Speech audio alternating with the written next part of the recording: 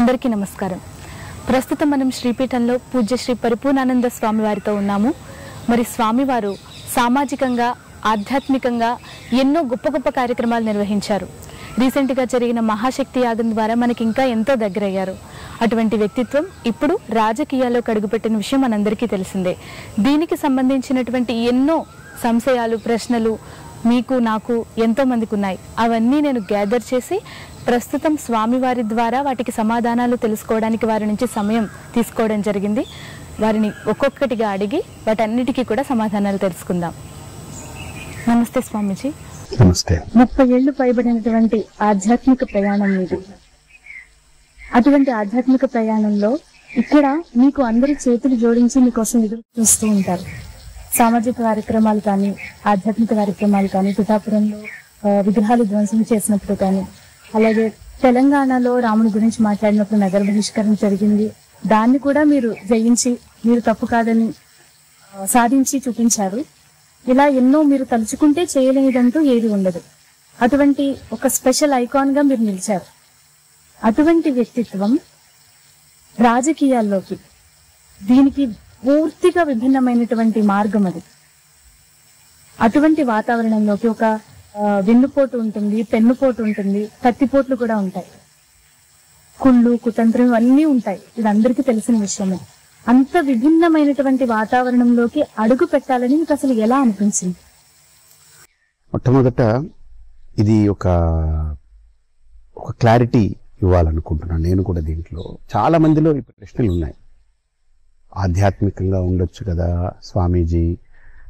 స్వామీజీ రాజకీయం ఎందుకు అని నా దగ్గర ఉన్న కొంతమంది, అందరూ కాదు కొంతమంది బయట వాళ్ళు, నాతో కనెక్ట్ అవ్వని వాళ్ళు, నాతో రిమోట్గా కనెక్ట్ అయిన వాళ్ళు, అంటే వేగ్గా కనెక్ట్ అయిన వాళ్ళు, ఇంకొంత నెగిటివ్గా ఫీల్ అయ్యేవాళ్ళు, అంటే ఇంకా నా లాంటి వ్యక్తి రాజకీయంలోకి వస్తే ఏమిటో అని భావించేవాళ్ళు, వీళ్ళందరూ కూడా స్వామీజీకి ఎందుకు సన్యాసము, ఆశ్రమం పరిమితం అయి ఉండాలి, రాజకీయంలో రాకూడదని. అసలు ఫస్ట్ ఆఫ్ ఆల్ ఈ ప్రశ్నే బ్లండర్ మిస్టేక్. అది రాజకీయంలో వీళ్ళే రావాలి, వీళ్ళు రాకూడదు అనేది ఏమన్నా ఉందా? నెంబర్ 1. నెంబర్ 2, స్వామీజీలు రాజకీయంలోకి రాకూడదు, స్వామీజీ రాజకీయంలో రాకూడదు అనేదానికి వాట్ ఈస్ ది వ్యాలిడిటీ? దానికి ఉన్న ప్రమాణం ఏంటి? రావచ్చు అనేదానికి నా దగ్గర అన్నీ ఉన్నాయి కదా. సో రాకూడదు అనేదానికి ఎక్కడ ఏం ప్రమాణం ఏం లేదు. రావచ్చు, అవసరం అనిపించినప్పుడు రావాలి.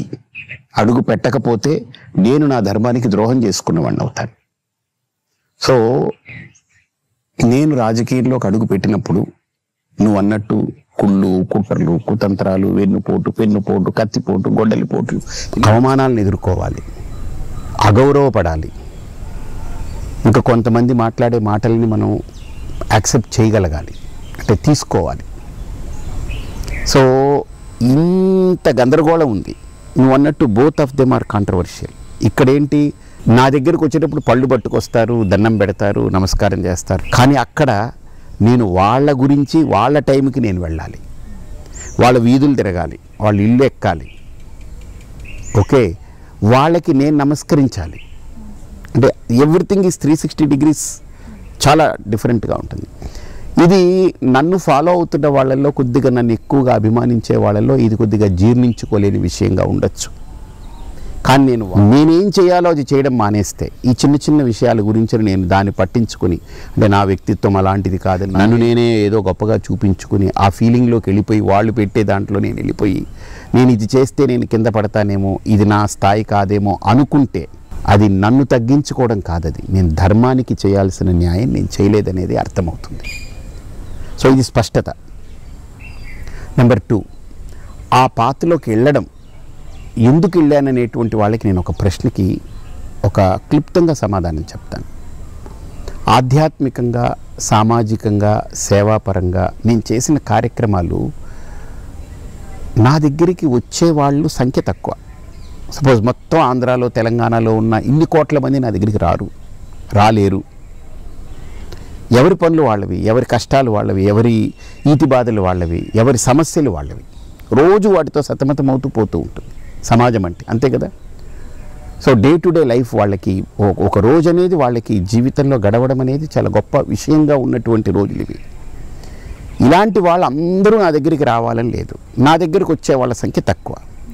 ఆ వచ్చిన వాళ్ళు నాకు నా ప్రవచనం వినో, నా ద్వారా ఏదైనా సొలేస్ పొందో, వాళ్ళలో ఒక ట్రాన్స్ఫర్మేషన్ వచ్చిన వాళ్ళ సంఖ్య ఇంకా తక్కువ. తర్వాత నేను పంచేటువంటి ఆధ్యాత్మిక సాధన, ఆ జ్ఞానము, దాన్ని పొంది దాని నుంచి ఎదగాలనుకుని ఎదిగిన వాళ్ళ సంఖ్య తక్కువ. భగవద్గీతలో కూడా ఒక శ్లోకం ఉంది, మనుష్యానాం సహస్రేషు కశ్చిత్ యతతి సిద్ధయి యతతామపి సిద్ధానాం కశ్చిన్ మాం వేత్తి తత్వతః అని. ఇప్పుడు నా పరిస్థితి కూడా ఆ శ్లోకాన్ని అన్వయించుకుంటే మొత్తము తెలుగు ప్రజానికమంతా నా దగ్గరికి రారు. వచ్చే వాళ్ళ సంఖ్య చాలా ఫిల్టర్ అయిపోతుంది. ఆ వచ్చిన వాళ్ళు నాతో కనెక్ట్ అయ్యే సంఖ్య ఇంకా ఫిల్టర్ అయిపోతుంది. కనెక్ట్ అయిన వాళ్ళు నా వల్ల బెనిఫిట్ పొందడం అంటే ఆధ్యాత్మికంగా ఒక లోపల భావజాలంతో, ఒక వ్యక్తిత్వ వికాసము, వీటన్నిటితో వాళ్ళు బెనిఫిట్ పొందడం అనే సంఖ్య ఇంకా తగ్గిపోతుంది. సో ఆ తక్కువ సంఖ్యకే నేను ఈరోజు పరిమితమయ్యాను. ఈ 30 ఏళ్ల నా ఆధ్యాత్మిక జీవనం, ప్రయాణం, వీటన్నిటిని చూస్తే 35 ఏళ్ల నా ఆధ్యాత్మిక ప్రయాణం. కాబట్టి వాళ్ళ పరిమితి, వాళ్ళ బెనిఫిట్ కోసం నేను ఆలోచిస్తున్నాను, దాన్ని వదిలిపెట్టను. కానీ నేను రీచ్ అవుట్ అవ్వలేని ఏరియా, చాలా పెద్ద గ్రౌండ్ అది. అది నిజంగా దానికి చాలా చేయాల్సిన అవసరం ఉంది. అది ఆధ్యాత్మికతతో, ఆధ్యాత్మిక మార్గంలో, ఆధ్యాత్మిక బాటలో మాత్రం చేయలేదు. దానికి రాజకీయమైన వేదిక కావాలి. రాజకీయం సరైన వేదిక. ఆ ప్లాట్ఫామ్లో కనుక నిలబడగలిగితే బై అండ్ లార్జ్ నా దగ్గరికి రాలేని కోటాను కోట్ల మందికి నేను రీచ్ అయిపోవచ్చు. ఓకే, కాబట్టి తప్పకుండా రాజకీయ వేదిక అవసరం. మనం ఒకటి సాధించాలి, ఒక ధర్మాన్ని నిలపాలి, ఒక రాష్ట్రాన్ని అభివృద్ధి పదంలో నడపాలి, ఒక దేశాన్ని మంచిగా నడపాలి, సుస్థిరమైనటువంటి ధర్మస్థాపన జరగాలి, లేదా అక్కడ ప్రజలకి మంచి మన వల్ల బెనిఫిట్స్ జరగాలని అనుకుంటే కనుక రాజకీయ వేదిక అత్యద్భుతమైనటువంటి వేదిక. దాన్ని తప్పుగా అనుకోకూడదు. ఎవరు దీన్ని తప్పుగా అనుకుంటారంటే, ఎవరికైతే దానివల్ల బెనిఫిట్ లేదనుకుంటారో, లేదు వాళ్ళు బెనిఫిట్ పొందాలనుకునే వేరే వేరే మార్గాలకి నా వల్ల అడ్డనుకుంటారో, ఇలాంటిదంతా I don't need to give much space for that. ఇప్పుడు సోషల్ మీడియాలో చూస్తే నా ఇంటర్వ్యూ ఏది తీసుకున్నా 99% అందరూ కూడా పాజిటివ్గా స్వామీజీ మీరు రావాలి, చెందాలని పెడుతున్నారు. అఫ్కోర్స్ అది పక్కన పెడదాం. 1% 2% అసలు ఈయనకి సన్యాసికి రాజకీయాలు ఎందుకు, ఆశ్రమం చూసుకోకుండా ఈయన రాజకీయాలు అంటారేంటి, ఈయనకి ఏం తెలుసు, ఈయన అసలు బోర్ల బొక్క పడతారు, ఈయన అందరూ నమిలి పాడేస్తారు, అన్నీ ఇది చేసి పారేస్తారు, ముక్కలు ముక్కలు చేసేస్తారు, ఈయనకి తెలియదు, ఈయనకి ఏం అర్థం కాదు, ఈయనకి ఏముంది, ఈయనకి ఏదీ లేదు అని ఇవన్నీ పెడుతుంటారు కదా. నేను వాళ్ళని అడుగుతున్నాను, ఇవన్నీ పెట్టే మీరు ఒక్కసారి ఒక దోపిడీగాడు రాజకీయ నాయకుడైతే మీరు ఎంకరేజ్ చేస్తున్నారు. ఈయనేమంటాడు, వాడు 1,00,000 కోట్లు తినేశాడని అంటున్నాడు. ఈయనేమంటున్నాడు, ఆయన 3 లక్షల కోట్లు తినేశాడని ఈయన అంటున్నాడు. అంటే మీరు వీళ్ళిద్దరిని ఎంకరేజ్ చేస్తారు. అంతేగా నిజాయితీగా ఒక్క పైసా తినకుండా చేస్తామనుకుని వచ్చాడనుకో, ఆయనకి తెలియకపోతే మీరు తెలియజెప్పి సపోర్ట్ చేయడానికి రావాలా, దాన్ని డిమారల్ చేయాలా? అంటే నీ ఆలోచన ఏంటి అర్థమైపోతుంది. అంటే నువ్వు తట్టుకోలేకపోతున్నావు, నువ్వు భరించలేకపోతున్నావు, మంచిని నువ్వు జీర్ణించుకోలేకపోతున్నావు. ఎందుకంటే నీకు ఆ మంచి అనేది ఎదురు పడితే నువ్వు నిలబడలేవు, నువ్వు తట్టుకోలేవు, నీ ఉనికి పోతుంది. ఆ భయం కొద్దీ మాట్లాడుతున్నావు, అంతే కదా. ఆ రకమైన పొల్యూటెడ్ థాట్స్ ఉన్న వాళ్ళ కామెంట్స్ని I don't need to worry, I don't need to care. వాళ్ళలో క్లారిటీ ఉండి, ఓకే స్వామీజీ దగ్గర ఈ వర్త్ ఉంది, ఆయన 35 ఏళ్ళుగా ఒక లైఫ్, ఇదిగో ఇలాంటి లైఫ్ స్టైల్ ఒకటి ఆయన ఉంది, ఒక సెట్ ఆఫ్ ఎగ్జాంపుల్ ఉంది, I'm successful in one area, that doesn't mean I will be failure in another area. నాకు అవకాశం వచ్చినప్పుడు ఖచ్చితంగా నా సక్సెస్ చూపిస్తాను నేను.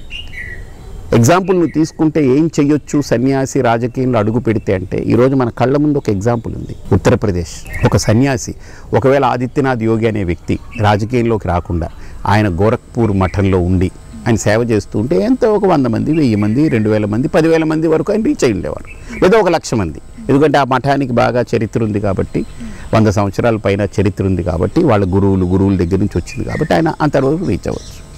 కానీ అదే ఆదిత్యనాథ్ యోగి ఈరోజు ఒక సంతకంతో స్టేట్ మొత్తాన్ని ఎలా మార్చగలిగాడు? గూండాగిరి తీసేశాడు, బందిపోటు దొంగల్ని తీసి తరివేశాడు, టెర్రరిస్టు మూకలన్నిటికీ కౌంటర్ చెక్ పెట్టాడు, అక్కడ సొసైటీలో బాగా డిస్టర్బెన్స్ క్రియేట్ చేసే బ్యాడ్ ఎలిమెంట్స్ అన్నింటినీ ఏరి పారేస్తున్నారు. సో అందరికీ ఒక సేఫ్టీ, సెక్యూరిటీ, ఒక ప్రాస్పరిటీ, డెవలప్మెంట్ చూపించారు. తర్వాత ఆయన ఊరికి అన్నీ పంచేయకుండా ఏది పడితే అది, ఇప్పుడు ఇక్కడ చూస్తే ఆంధ్రాలో ఈయన 10 పంచితే ఆయన 20 పంచుతాడు. పంచేది ఏమిటి? ఇది పంచడం కాదు, ముంచడమే. ఇది పంచడం అని అనుకుంటున్నారు కానీ ముంచడమే. ఇద్దరు కలిపి ముంచుతున్నారు ఇక్కడ. దట్స్ పక్కా, అది షూర్. సో ఈ ముంచుడు ఎంత దూరం వెళ్తుందని అంటే రేపు ఈ స్టేట్లో ఎవళ్ళం మనం బతకడానికి వీలు లేని విధంగా అయిపోతుంది. ఇప్పుడు ఆయన ఏమన్నాడు, నవరత్నాలు అన్నారు ఎగ్జాంపుల్. ఈయనేమంటున్నారు, అబ్బబ్బే అది సరిపోదు, నేను ఇంక దీన్ని తీసుకెళ్ళి ఎక్కడికో తీసుకెళ్ళిపోతున్నాను, నా పంచుడు చూస్తే అసలు పంచుడు కాదు, అది ఏకంగా అందరికీ పంచులే, అది ముంచుడు. అది కాబట్టి ఇద్దరూ ముంచుడు కార్యక్రమానికి శ్రీకారం చుట్టారు.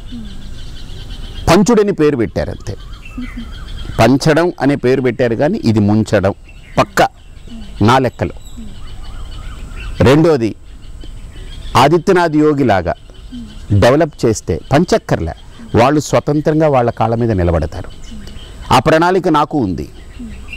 నా దగ్గర నా ఓన్ క్లారిటీతో నేనేం ఊరికినే మాట్లాడలేదు. ఇప్పుడు ఈ స్టేట్లో ఎలా చేస్తే ప్రతి ఒక్కళ్ళు వాళ్ళ కాళ్ళ మీద వాళ్ళు నిలబడతారో, లిటరసీ పర్సంటేజ్ పెరుగుతుందో, మన స్టేట్ డెవలప్ అవుతుందో నా దగ్గర ఒక రూట్ మ్యాప్ ఉంది, పక్కా ఉంది. నేను అన్నీ తిరిగి ఊరికినే నేనేం మాట్లాడలేదు. ఇంత చేసిన నాకు క్లారిటీ ఉంది. ఈరోజు ఆదిత్యనాథ్ యోగిని చూసుకుంటే 70,000 కోట్ల మిగులు బడ్జెట్కి తీసుకెళ్ళిపోయారు ఆయన స్టేట్ని. అసలు ఎక్కడ ఊహకు అందనటువంటిది. కంట్రీలో 29 రాష్ట్రాలు ఉంటే 28వ రాష్ట్రంగా ఉండింది, అది కింద పడిపోయింది. క్రైమ్లో నెంబర్ 2లో ఉంది, నెంబర్ 1 నెంబర్ 2లో కొట్లాడుతుంది. అంటే బీహారు, యూపీ, ఇది 2 క్రైమ్లో. ఎకానమీలో కానీ, ప్రాస్పరిటీలో కానీ, డెవలప్మెంట్లో కానీ 28లో ఉన్నారు. కానీ ఈరోజు ఏంటి, క్రైమ్లో 28కి వచ్చారు, డెవలప్మెంట్లో నెంబర్ 2కి వెళ్ళిపోయారు వాళ్ళు. ఓన్లీ బికాజ్ ఒక్క సన్యాసి తలుచుకుంటే అలా చేయగలిగాడు. మిగతా అన్ని రాష్ట్రాలు ఉన్నాయిగా, ఎందుకు చేయలేకపోతున్నారు? బికాజ్ ఆయన సన్యాసి, అది గుర్తుపెట్టుకోవాలి. ఆయనకు ఒక క్లారిటీ ఉంది. నాట్ జస్ట్ బికాజ్ సన్యాసి అని కాదు, ఆయన ఆధ్యాత్మిక శక్తితో పాటు ఆయన మేధా సంపత్తి, ఆయనకున్న ఎక్స్పీరియన్స్, ఆయన తిరిగిన విధానము, ఆయన కలిసిన విధానము, ఆయన తెలుసుకున్న విధానము, ఇంప్లిమెంట్ చేయాలనుకున్నప్పుడు తన సంకల్పానికి ఎట్టి పరిస్థితుల్లో మొక్కవోని ఆత్మస్థైర్యంతో నిలబడి నేను సాధించాలనుకునేటువంటి ఒక దృఢ దీక్ష, ఇవన్నీ ఆయనలో కనిపిస్తున్నాయి. ఈ మామూలు వ్యక్తుల్లో ఉంటే ఖచ్చితంగా మా అవసరమే లేదు. నా అవసరం ఎందుకు ఇక్కడ? నేను హ్యాపీగా చూడు, ఇంత మంచిగా పక్షులు, చెట్లు, ఈ వాతావరణము, వేదము, శుభ్రంగా గోవులు, అమ్మవారికి పూజ చేసుకుంటూ, వచ్చిన వాళ్ళకి ఏదో నాకు చేతనైంది నేను పెడుతూ, నాకు చేతనైంది మంచి చెప్తూ, ఎంత ప్రశాంతంగా బ్రతకొచ్చు హాయిగా కదా. కానీ అది నా వరకు ప్రశాంతత. కానీ ఇక్కడ జరిగేటువంటిది ధర్మానికో ఈ ప్రాంతానికో జరిగేటువంటి ద్రోహం ఏదైతే ఉందో, ధర్మద్రోహం కానీ ప్రాంత ద్రోహం కానీ ఏదైతే ఉందో, ఈ ద్రోహానికి నేను ఆ ప్రాంతంలోనే ఉండి అక్కడే బతుకుతూ ఎలా పోతే పోని నేను ప్రశాంతంగా కూర్చుంటే చాలు అనుకునే క్యారెక్టర్ నేను కాదు. That makes a difference. ఊరికినే ఉండొచ్చు, ఉన్నా నష్టమేం లేదు, కానీ అలా ఊరికినే ఉండాలనుకునే క్యారెక్టర్ కాదు నేను. అది నాలో ఆలోచనని రేకెత్తించి రాజకీయం వైపు అడుగు వేయించింది. ఖచ్చితంగా ఎందుకు ఈ రాష్ట్రాన్ని మనం అన్ని వనరులు, అసలు యూపీ కంటే అద్భుతమైన వనరులు ఇక్కడ ఉన్నాయి దేశంలో. నేను చెప్తున్నాను, ఇప్పటికీ ఏ రాష్ట్రానికి లేని అత్యద్భుతమైన వనరులు ఆంధ్రాకు ఉంది. కానీ ఈరోజు ఆంధ్ర అనేది అన్నిటికంటే వెనకబడిపోయింది. ఓన్లీ బికాస్ వీళ్ళ ఆలోచన, భావదారిద్ర్యం అది. సో కాబట్టి నన్ను అందుకనే రాజకీయంలోకి అడుగు పెట్టే ప్రయత్నం, నా సంకల్పము, నా లోపల ఒక ఆలోచన ఆ వేదికను ఎంచుకునేలా చేసింది. మీ సంకల్పం ధర్మబద్ధంగా ఉంది, అడుగు పెట్టారు. అలాగే ధర్మబద్ధంగా మంచి చెయ్యాలి అని వచ్చిన వారు చాలా మంది ఉన్నారు, కానీ నిలబడలేకపోయారు. స్వామీజీ అడుగు పెట్టారు, కానీ దీనికి ఎదురుగానే, మీ ఎదురుగానే స్పందన సరిగ్గా ఉండదు, ఏదేదో మాట్లాడుతూ ఉంటారు, వాళ్ళని మీరు ఎదుర్కోవాల్సి వస్తుంది. ఇక్కడ వచ్చే మన ఇంటర్వ్యూకి కింద వచ్చే 2-3 కామెంట్స్ సంగతి వేరే, కానీ అంతకు మించి ఉంటుంది. మీరు ప్రాక్టికల్ గా గ్రౌండ్ లో 1-to-1 ఎదుర్కోవాల్సి ఉంటుంది. అలాంటప్పుడు మీ ఆధ్యాత్మిక సాధన మీకు ఎలా ఉపయోగపడింది అనేది చిన్న చిన్న టిప్స్ మాకు. అలాంటప్పుడు ఆధ్యాత్మికత పనిచేస్తుంది. స్థితప్రజ్ఞత అంటారు కదా భగవద్గీతలో. స్థితప్రజ్ఞ లక్షణాలు కొన్ని చెప్పారు. అసలు ఆ లక్షణాలని కనుక కరెక్ట్గా అవపోసన పట్టగలిగితే, దాన్ని సరిగ్గా కృష్ణుడు చెప్పినట్టు కనుక వినగలిగితే, అది నేను ఒక స్వామీజీగా ఆశ్రమంలో కూర్చుంటే నా స్థితప్రజ్ఞతకి పెద్ద పరీక్ష కాలేదు. అది ఎగ్జామినేషన్ గ్రౌండ్ కాదు, ఇది ప్రిపరేషన్ గ్రౌండే ఆశ్రమం అనేది. కరెక్ట్గా నేను ఒక స్వామీజీగా చెప్తున్నాను, నేను 35 ఏళ్లగా బోధించింది, నేర్చుకున్నది, నేను పడింది, లేచింది, తెలుసుకున్నది, అందించింది, 10 మందికి నేను ప్రవచనాలు ఇచ్చింది, ఇవన్నీ కూడా ఒక ఎత్తు. కరెక్ట్గా ఒక 5 ఏళ్ళు 2018లో రాజకీయ మార్గంలోకి అడుగుపెట్టాను. అప్పటి నుంచి 2024 అంటే 6 ఏళ్ళు అయింది అనుకుంటా. ఇంకా అక్టోబర్ వస్తే కరెక్ట్గా 6 ఏళ్ళు నిండుతుంది దీనికి. ఈ సంవత్సరం నేను ప్రత్యక్ష రాజకీయాల్లోకి అడుగుపెట్టాను. ఈసారి లాస్ట్ టైం జస్ట్ ఒక క్యాంపెయినింగ్ చేశాను పార్టీ తరపున, భారతీయ జనతా పార్టీ తరపున క్యాంపెయినింగ్ చేశాను. దాంట్లో కూడా ఎన్నో అడ్లు పెట్టారు నాకు. తెలంగాణలో వాళ్ళు అడుగడుగున అడ్లు పెట్టారు నాకు, మామూలు అడ్లు కాదు. ఎవరికీ ఇష్టం లేదు, అంటే నేను ఎదిగితే వాళ్ళ ఉనికి ఏమవుతుందనే ప్రశ్నార్థకం. తర్వాత రకరకాలు, ఒకటి కాదు. అందులో వాళ్ళు కొంతమంది కేసీఆర్ చెప్పినట్టు గైడ్ లైన్స్లో నడవడం, కొంతమంది ఇంకోళ్ళు చెప్పినట్టు నడవడం, ఇవన్నీ చూసిన తర్వాత నాకు అనిపించింది, మామూలుగా జనం ఎవరైనా వ్యక్తి వెక్స్ అయిపోతారు. ఈ పాత్రలో ఉన్నవాళ్ళు, ఇదేంటిది, మనం ఇంత నిజాయితీగా ఉన్నాము, దీన్ని ఏదో చేయాలనుకుని వచ్చాము, మనల్ని ఇంత డిప్రెస్ చేస్తున్నారు, ఇంత సప్రెస్ చేస్తున్నారు, మనకు ఇన్ని ఆటంకాలు కల్పిస్తున్నారు, మన గురించి ఇలాగ వాళ్ళు ఇంత ఇచ్చేస్తున్నారు అని అనిపిస్తుంది. ఒకానొక సందర్భంలో నాతో వచ్చి మాట్లాడే వాళ్ళు కూడా, అసలు మీ ముందు నిలబడడానికి వాళ్ళకి ఏముంటుందండి, వాళ్ళు ఏదో ఎమ్మెల్యే అయితేనేంటి, ఇంకోళ్ళు అయితేనేంటి, అసలు మీ టైం తీసుకుని మీ దగ్గరికి రావాల్సినటువంటి వ్యక్తులు ఇప్పుడు మిమ్మల్ని వాళ్ళు ఆటంకపరుస్తున్నారు, అసలు ఏమిటిది అని స్థాయి భేదాలు కూడా మాట్లాడి నాలో ఎన్నో ఆలోచనలు కల్పించిన నేను ఒకసారి కూర్చుని ధ్యానం చేసేవాడిని. నేను దేనికోసం వచ్చా, నేను ఏదో చేయడానికి వచ్చా.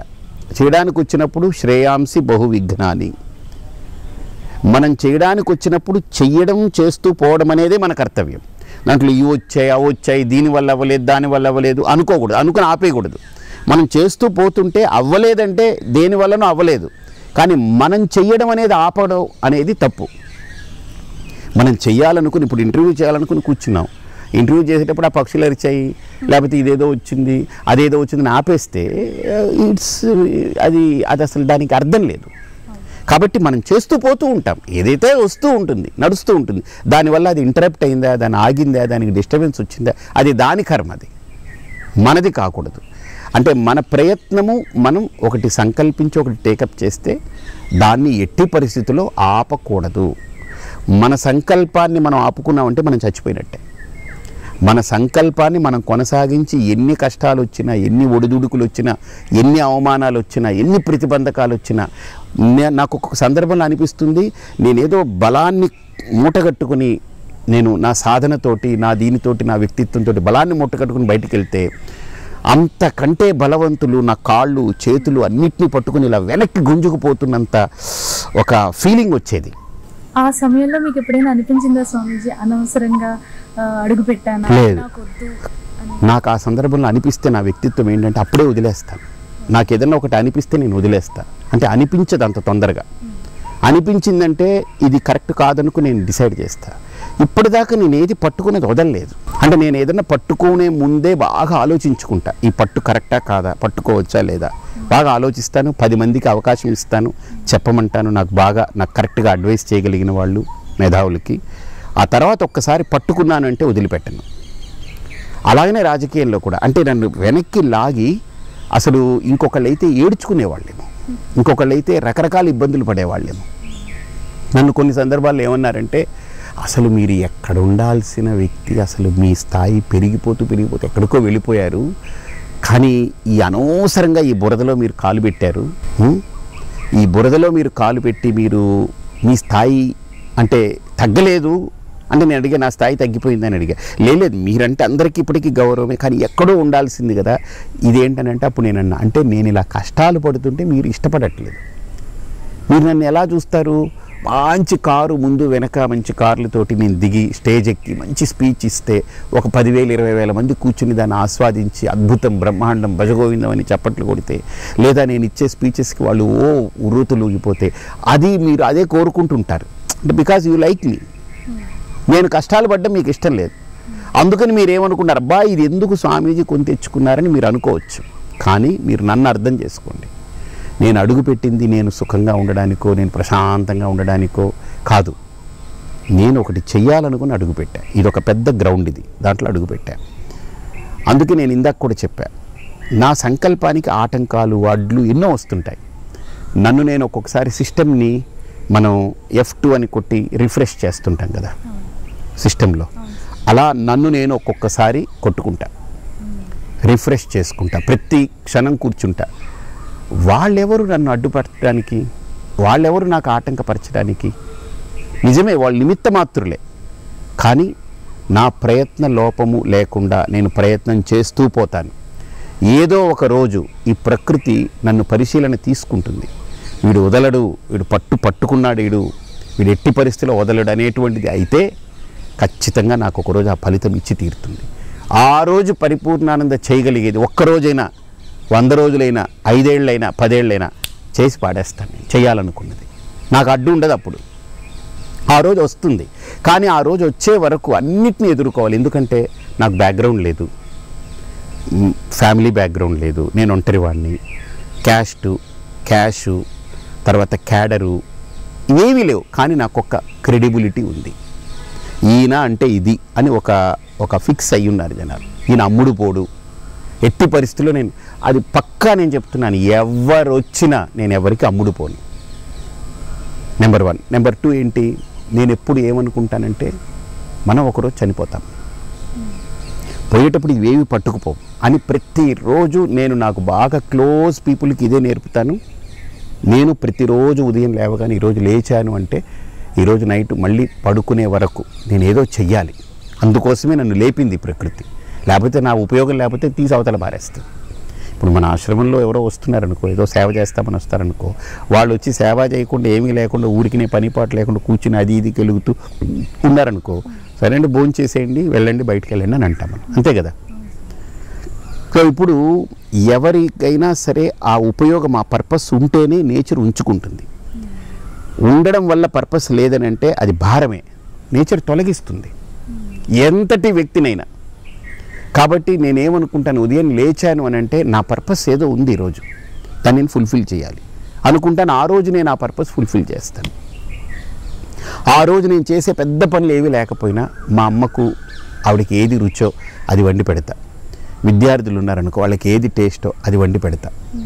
అమ్మవారికి ఏంటేంటి చేస్తే ఇంకా బాగుంటుందో అది ఆలోచిస్తాను. గోవులకి ఏం చేస్తే బెటర్ ఉంటుందో ఆలోచిస్తాను.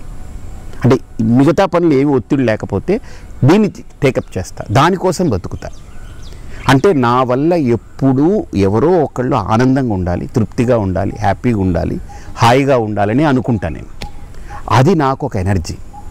ఇప్పటిదాకా నా 52 సంవత్సరాల్లో 14 ఏళ్లకి ఇల్లు వదిలిపెట్టి వెళ్ళిపోయిన వాడిని, ఇప్పుడు నాకు 52 ఏళ్ళు, అంటే ఇంచుమించు నాకు ఒక 40 ఏళ్ల ప్రాయం అనుకుందాం.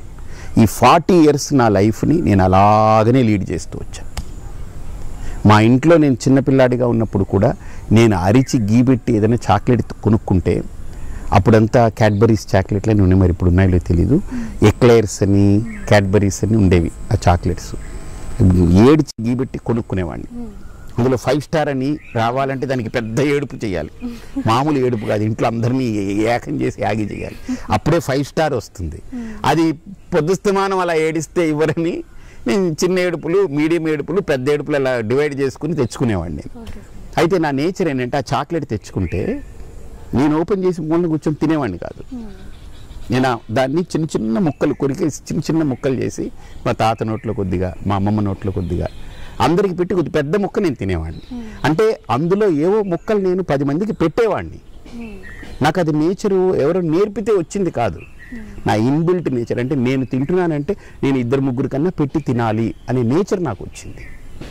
అది ఈ స్కూల్లో నేర్పలేదు, నేను ఎక్కడ నేర్చుకోలేదు, మా ఇంట్లో ఎవరు నేర్పలేదు నాకు. కాబట్టి కొన్ని సహజంగా పుట్టుకతో వచ్చే గుణాలు కొన్ని ఉంటాయి సంస్కారంతో. కాబట్టి నేను ఇక్కడ ఆశ్రమంలో ఉంటే కనుక బయట వర్క్స్ ఏవి లేవంటే వీళ్ళందరినీ సాటిస్ఫై చేసేదానికి పిల్లలకి అంత మంచిగా టేస్ట్గా నేనే అన్నీ ఎలా కట్ చేయాలన్నీ చేయించి వాళ్ళకి వండి పెడతా. వాళ్ళు తింటుంటే చూస్తే నాకు ఒక తృప్తి. మా అమ్ముంది కళ్ళు కనపడదు. యాక్చువల్గా మా అమ్మతోటి నేను ఇప్పటివరకు జీవితంలో వంట చేయించుకుని నేను తినలేదు. అందుకనే మా అమ్మ అంటుంది, నేను నీకు అమ్మని కాదు, నువ్వే నాకు అమ్మవి అని అంటుంది. ఒక తల్లి తన కొడుకుని నువ్వే నాకు తల్లివి అనే స్థాయి తెచ్చుకున్నానంటే నాకు అంతకంటే ఏం కావాలి? అలానే నా గురువు నన్ను నా జీవితంలో అసలు ఎవ్వరు ఇవ్వలేని ఒక సర్టిఫికేట్. ఇక్కడ 2 పరిపూర్ణానందలు ఉన్నారని ఒక పెద్ద స్టేజ్ మీద చెప్పారు ఆయన. ఒక 20,000 మంది ఉంటారు గ్రౌండ్లో. ఇక్కడ 2 ఉన్నారు పరిపూర్ణానంద. ఒకటి ఈయన పరిపూర్ణానంద, 2 ఆయన్ని పరిపూర్ణానందగా మీకు అందించిన వ్యక్తిగా నేను కూడా పరిపూర్ణానందనే అన్నాడు ఆయన. నా గురువు అంటే సామాన్యమైన వ్యక్తి కాదు. నాకు ఎన్నో జన్మల పుణ్యం ఉంటే కానీ ఆయన పాదాల దగ్గర బతికే అవకాశం రాలేదు నాకు. కాబట్టి ఆయన ఆ మాట అన్నారంటే, నా తల్లి నువ్వు నాకు తల్లివి అని అంటే నా జన్మ ఏంటి? ఏదో ఒక పర్పస్ ఉంది. నేను ఆ స్టాండర్డ్స్కి రీచ్ అయ్యానంటే నేను ఏదో చెయ్యాలి, ఇక్కడ ఇంకా గొప్పది ఏదో చెయ్యాలి, నేను నా వల్ల జరగాలి. ఇది నన్ను తొలుస్తూ ఉంటుంది. అందుకోసం నేను అడుగుపెట్టిన తర్వాత నువ్వు ఇందాక అడిగావే ఎలా మీరు దీన్నంటే, నేను అందరికీ చెప్పేది ఒకటే ఒక లైన్ చెప్తా, మనం ఒకరోజు చనిపోతాము. ఇది పక్కా ప్రతిరోజు ప్రతి క్షణం మనం గుర్తుపెట్టుకోవాలి. ఈ చనిపోయే లోపు నా పుస్తకంలో నేను బ్యాలెన్స్ షీట్ పెట్టుకుని నా వల్ల ఎంతమంది ఇబ్బంది పడ్డారు, ఇంకో గీత గీసి నా వల్ల ఎంతమంది లాభం పొందారు, అంటే హ్యాపీనెస్, ఒక తృప్తి, ఒక సంతోషకరమైన జీవితాన్ని పొందారు. ఇది నేను ఆలోచించుకుంటా, ఈ వర్టికల్ లైన్ గీస్తా. సో ఒకటి నా వల్ల ఎంతమంది బాధపడ్డారు, ఎంతమంది నేను ఇబ్బంది పెట్టాను, వర్సెస్ నా వల్ల ఎంతమంది తృప్తి పొందారు, ఎంతమంది లబ్ధి పొందారు, ఎంతమంది హాయిగా ఉన్నారని ఇది నేను తీస్తా. రెండోది, నా వల్ల ఎంతమంది తృప్తి పొందారని నా స్వార్థం కోసం చెయ్యను. స్వార్థం కోసం చేస్తే మళ్ళీ ఓటు బ్యాంక్ రాజకీయం అవుతుంది. ఓట్ల కోసం ఏదో చేసి నేను చేశానని అనుకోవడం, మళ్ళీ ఎక్స్పెక్ట్ చేయడం. No, unexpected, without expecting things back చేస్తూ పోతుంటా, అంతే. That's it. అది నా సాధన నేర్పింది నాకు. బాగుంది స్వామిజీ. ఎవరు నా వల్ల ఉపయోగం పొందారు అనేది ఎక్కువ ఉంటుంది, కానీ ఆ ఉపయోగం నా స్వార్థం కోసం అయితే రాజకీయ స్వార్థం అవుతుంది అనేది మీరు చెప్పిన విషయం. మరి ఇప్పుడు ఒక ఆధ్యాత్మికవేత్త రాజకీయాల్లోకి ఎంటర్ అయ్యారు. రాజకీయాల్లో ఆధ్యాత్మికం మిక్స్ అవ్వబోతుందా, లేదా ఆధ్యాత్మికంలోనే పాలిటిక్స్ మిక్స్ అవ్వబోతుందా? మంచి ప్రశ్న ఇది. ఇప్పుడు కృష్ణుడు ఎగ్జాంపుల్ తీసుకో, రాముడు ఎగ్జాంపుల్ తీసుకో. వాళ్ళు మనకు పెట్టిన ఎగ్జాంపుల్ ఏంటంటే, నీ ఆధ్యాత్మిక శక్తిని నువ్వు అనుభూతి పొందుతూ నువ్వు ఎక్కడున్నావో ఆ అనుభూతిని దానికి అందించే ప్రయత్నం చేస్తూ ఉండాలని. జిస్ హాల్ మే, జిస్ వేష మే, జిస్ దేశ మే రాహో. నువ్వు ఏ రంగంలో ఉన్నావా, ఏ ప్రాంతంలో ఉన్నావా, ఎటువంటి వ్యక్తులతో ఉన్నావా, ఎటువంటి పరిస్థితుల్లో ఉన్నావా, ఇట్ డజంట్ మ్యాటర్. నీ వ్యక్తిత్వం అనేది నీకు నిర్మాణమైందిగా, ఆధ్యాత్మిక శక్తితో ఒక వ్యక్తిత్వం నిర్మాణమైందిగా, దాన్నే పంచుతూ పో అన్నారు వాళ్ళు నేర్పింది అదే. కాబట్టి సర్వకాల సర్వావస్థల్లో ఏ అవస్థలో ఉండని, ఏ వ్యవస్థలో ఉండని, ఏ కాలంలో కానీ నా వల్ల రాజకీయానికి ఒక అత్యద్భుతమైనటువంటి సంస్కారం అందుతుంది. నా సాధన వల్ల, నా ఆధ్యాత్మికత వల్ల దానికి ఒక మంచి రూపమే ఇవ్వగలను నేను. ఉదాహరణకి ఈరోజు నువ్వు మన అసెంబ్లీలో చూస్తే ఈ ముఖ్యమంత్రి ఏమంటారంటే, నీ పెళ్ళం ఎవరితోనో లేచిపోయింది, ఎవరితోనో ఇదయింది అని ఈయనంటారు. ఈ ముఖ్యమంత్రి వీళ్ళ అనుచర వర్గం ఏమంటారంటే, నీ పెళ్ళం వాడితో పోతా ఉంది, నీ చెల్లెలు వాడితో తిరిగింది వీళ్ళు అంటున్నారు. అంటే వ్యక్తిగత జీవితాలు ఏదైనా పక్కన పెడితే, నా దృష్టిలో ఎత్ర నార్యస్తు పూజ్యంతే రమంతే తత్ర దేవత. నా దృష్టిలో ఒక స్త్రీ అంటే భార్య కూడా, కూతురైన అమ్మైనా ఎవరైనా ప్రకృతిగా నేను చూస్తాను. అంటే ఒక మహాశక్తి, అది ఆదిశక్తి. అది నీకు భార్యగా సుఖాన్ని ఇస్తుంది, నీకు తల్లిగా ఒక జన్మనిచ్చింది, నీ కూతురుగా నిన్ను ముద్దు చేస్తుంది. అంటే ఒక మహాశక్తి స్వరూపము ఇన్ని రూపాలతో వచ్చి మనల్ని నిలబెట్టింది. ఒక లైవ్లీనెస్ ఈ ప్రకృతిలో స్త్రీ అనేదే లేదు. ఒకటి ఆలోచించు, నాకు ఎప్పుడు అనిపిస్తుంటుంది, ఓన్లీ మగోళ్ళని సృష్టించేసి ఇందులో పడేశాడు అనుకో దేవుడు, లేడీ లేదు, లేడీ క్యారెక్టర్ లేదు అనుకో, అసలు ఆ సినిమా కూడా చూడలేరు.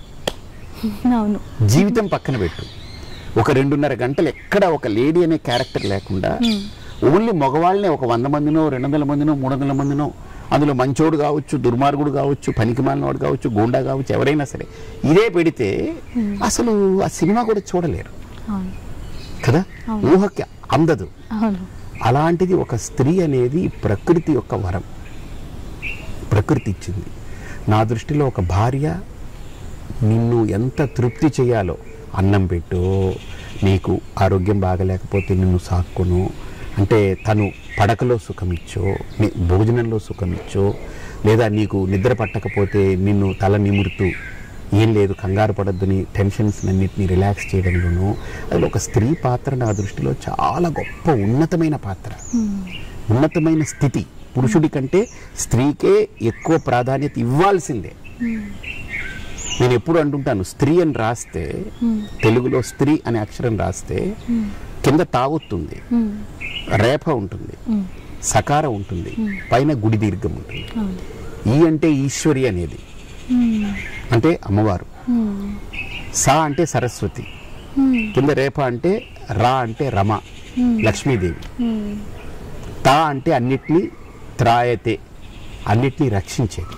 అంటే ఈ ముగ్గురు శక్తులతో కూడుకునేది ఒక స్త్రీ అని అర్థం కదా. సో కాబట్టి నా లెక్కలో ఈరోజు అసెంబ్లీలో ఒక హద్దులు మీరిపోయి, సభా మర్యాద కోల్పోయి, సంస్కారం పోయి, సభ్యత పోయి, అసలు తిట్లు చూస్తుంటే వీళ్ళందరూ మన నాయకులా అని అనిపిస్తుంది. వీళ్ళేంటి, మీరు ఏమేమి చేశారు ఇప్పుడు ఇవన్నీ గుర్తుపెట్టుకుంటున్నా, నేను వచ్చిన తర్వాత నీ అంతు చూస్తా అని ఒక ఆయన రెడ్ బుక్ పెట్టాడు, ఇంకొక ఆయన బ్లూ బుక్ పెడతాడు. ఏంటిది అంటే కక్ష సాధింపులు. అంటే నీకు 5 ఏళ్ళు నీకు ప్రజలు ఓట్లేసింది ఏంటి, మా గురించి నువ్వు ఆలోచించరా అనడం పోయి, అనేదాన్ని వాళ్ళ ఘోషని వాళ్ళ భాషని అర్థం చేసుకోకుండా నన్ను ఇలా అంటావా, నిన్ను 5 ఏళ్లలో నిన్ను ఏం చేస్తాను చూడని వీడు, వాడు 5 ఏళ్లలో నిన్నేం చేస్తాను చూడని. మళ్ళీ బ్యాక్గ్రౌండ్లో వాళ్ళు వీళ్ళ వాళ్ళు కలిసిపోయి వ్యాపారాలు చేసుకుంటారు. మళ్ళీ వీళ్ళ కేసులుంటే వాళ్ళు మాఫీ చేస్తారు. వాళ్ళ అంటే ఒక ఫేక్ వరల్డ్ నడుస్తుంది, ఒక అవాస్తవం, ఒక అవాంఛనీయమైనటువంటి వ్యవస్థలో మనం అందరం బతుకుతున్నాం. ఈరోజు మగ్గిపోతున్నాం. ఇది సత్యం, ఇది నేను ఓపెన్గా చెప్తున్నా. అలాంటి సభలో ఒక సంస్కారం రావాలన్నా, ఒక సభ్యత పెరగాలన్నా, మళ్ళీ అసెంబ్లీ సమాజం పక్కన పెట్టు, అసెంబ్లీ అవాస్తవం నుంచి వాస్తవంలోకి అడుగు పెట్టాలన్నా, ఈ కాషాయం కట్టినటువంటి ఒక వ్యక్తి, అంటే కాషాయం కట్టాడు కాబట్టి అని చెప్పట్లేదు, ఒక 35 ఏళ్లుగా నా జీవితాన్ని నేను బాగా ఒక ట్రాక్లో పెట్టి, ఒక విధానంలో నడుపుకొని, ఒక ఆలోచన దృక్పథంతో, ఒక క్లారిటీతో, ఒక ప్యూరిటీతో ఏదైతే అడుగులు వేస్తూ, ఒక సంకల్పం అనే ఒక శక్తితో, నా వెనకాల మా తల్లిదండ్రులు యొక్క బలం లేదు, బలగం లేదు, ఇందాక చెప్పాను, క్యాషు క్యాడరు లేకపోతే ఏదీ లేదు, నేను ఒంటరి వ్యక్తిని. అందుకే దిగాను, నేను ఏది అడ్డు పెట్టుకోకుండా దిగాను. నువ్వు అన్నట్టు డబ్బు లేకపోతే రాజకీయం చేయలేమని అన్నారు. అసలు మీరు భ్రమ, మీరేవో ఊహలు అంటున్నారని. ఈ మధ్య ఆ మధ్య కూడా కొంతమంది మేము డబ్బు లేకపోవడం వల్ల ఓడిపోయారని, ఇప్పుడు పవన్ కళ్యాణ్ గారు అవి మాట్లాడారని మనం చూస్తున్నాం కదా.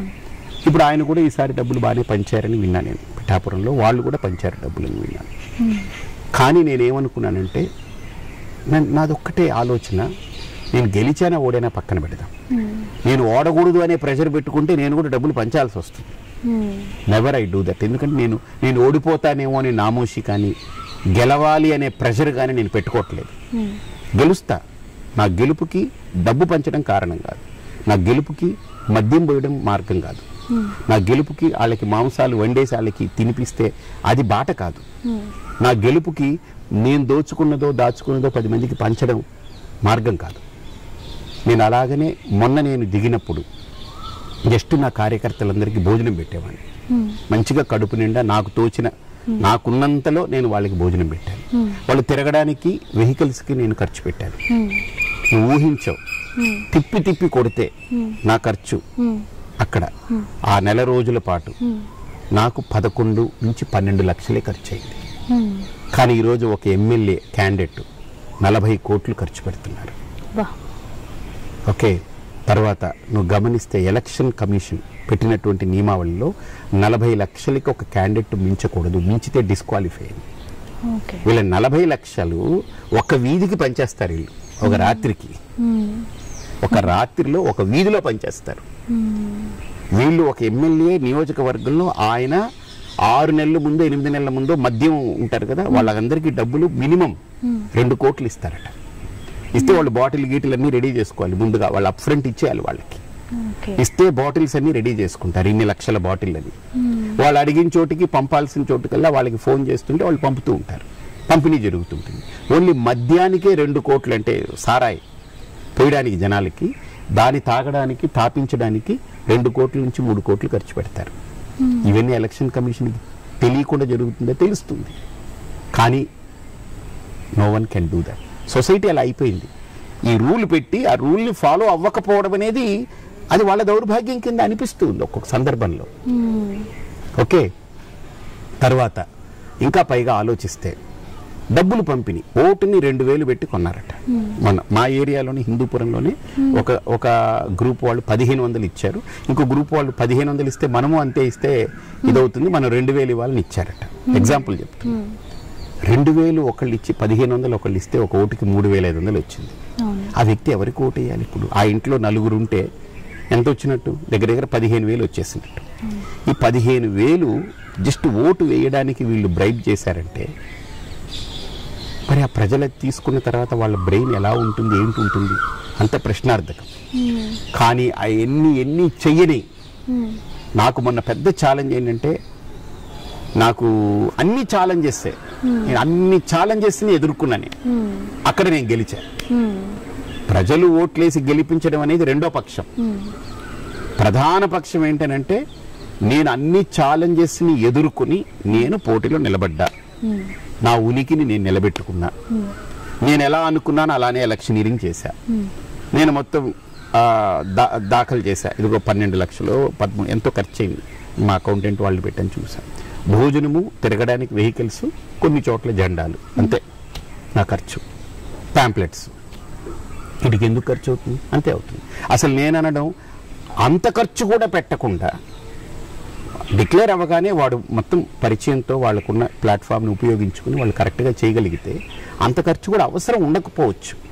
కానీ నాకంతా కొత్త, నాకేం తెలియదు, అంతమంది గ్యాదర్ చేసుకోవాలి, భోజనాలు పెట్టాలి, వాళ్ళకి తిరగడానికి వెహికల్స్ ఇంకోటో ఇవ్వాలి, వాళ్ళు తిరిగితే స్కూటర్ వేసుకుని తిరిగితే దానికి డీజిల్ వేయించాలి. పాపం కొంతమంది స్వచ్ఛందంగా మాకు వద్దన్న వాళ్ళు కూడా ఉన్నారు, దాంట్లో వాళ్ళకి అవకాశం ఉంది, కానీ అందరికీ ఉండదు కదా.